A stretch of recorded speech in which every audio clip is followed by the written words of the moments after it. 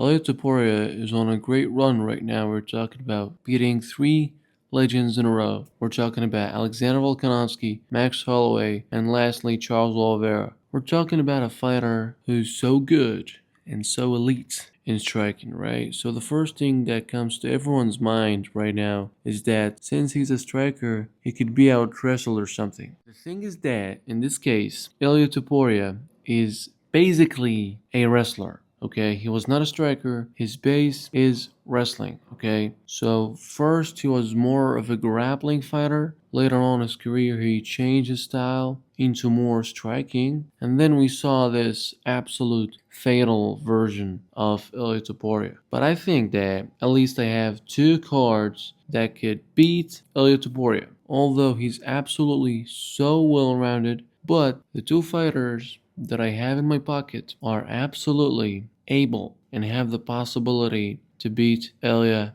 El Matador Topuria. So what I think is that he's so well rounded, but I think that he has some weak points that I could actually see some gaps with. The first fighter that is way too easy to guess is obviously Islam Makhachev. So it's no surprise that Islam Makhachev is the fighter that I would actually bet on beating Ilia Topuria because, I mean, when you look at all the traits and all the comparison between both of these fighters, you can easily tell there is a sort of advantage with Islam's size. I mean, if you look at the size at least, Islam Makhachev is a big 5'10", 170. When you look at Ilia Topuria, he's a small lightweight, 5'7", 155, right? So let's just be so clear. Ilia Topuria is never ever gonna fight Islam Makhachev at 155 because Islam Makhachev is never coming back to that weight division, okay? We all know this already. But the thing is that if they ever fight, they will fight at 170 obviously, which we all know, and the amount of additional weight that Ilia Topuria will have is not going to be able to give him that much of significance in the fight. The first point of Islam Makhachev doesn't really seem to be that surprising, I would think. So what I think would happen with Islam Makhachev is the following.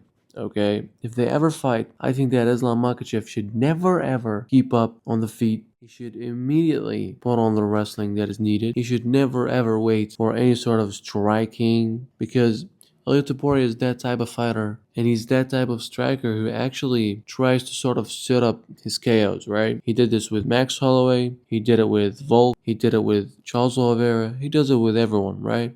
So Islam Makhachev should never ever give him this sort of lead that he needs in order to actually take over and actually get a knockout. So Islam Makhachev should actually really take advantage of this weakness of Ilia Topuria because let's just be honest, no matter how good Ilia Topuria's wrestling is, he's never ever going to be able to out wrestle Islam Makhachev. Now the second fighter that might surprise some people a little bit is Arman Tsarukyan because we all know how explosive Ilia Topuria is, right? And we all know that, or we all should know that the more explosive the fighter is and the more powerful he is, that would probably mean that he has more fast twitch muscle fibers, okay, which means that this type of fibers could easily make someone gas out so easily and so quickly, right? So with someone like Ilia Topuria, if he uses all his energy at first, okay, and he only put it at defending the takedowns of Arman Tsarukyan, I think that it's going to be absolutely impossible to match the pace that Arman Tsarukyan could put on against Ilia Topuria. Now this could all just be done with one punch at Ilia Topuria, and I know this so well. Even with Islam Makhachev, one punch is very simply sufficient. One right hook or uppercut is easily able to knock out both Islam and Arman Tsarukyan. So any punch from Ilia Topuria is absolutely deadly. I know this so well, but I would say that I would trust the abilities of Arman Tsarukyan to keep up the striking and never ever, as I said again with Islam Makhachev, I'm going to say it again here with Arman. Arman should never ever let Ilia Topuria set up his KO, right? He does it all the time, as I said. Anyone who wants to stop him should really stop the lead. He should stop the setup. He should stop the setup of the KO so he can actually stop the KO, right? So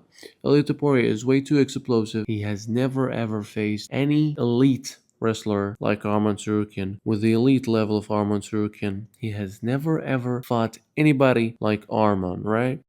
Arman Tsarukyan can be finished with one punch. But the thing is that he does have the ability. I'm not saying 100% is going to win. He does have the potential to win. I'm saying he does have the potential. He does have the possibilities in order to win. Okay? Yeah, with such well-rounded fighter like ilia topuria, I mean, it's going to be hard on Arman, but he does have potential. But let's just be honest, this fight is never going to happen, at least in the next few months. I mean, we're talking here about the punishment of Dana White for Arman Tsarukyan, which is absolutely way too much. I mean, Arman Tsarukyan has been punished and grounded for a lot of time, really, and he doesn't really deserve that much time. So I think that they should give Arman the credit. Okay, I mean, he's right now the #1 contender, and I think, in my opinion, he should be given a title shot. He's the one who actually deserves it, but they'll probably give it for, I don't know, just engage or something. This is not really fair at all, but that's how Dana White thinks, and, we're gonna see how it plays out in the future. But, in my opinion, Arman should really have a chance because that's it. See you.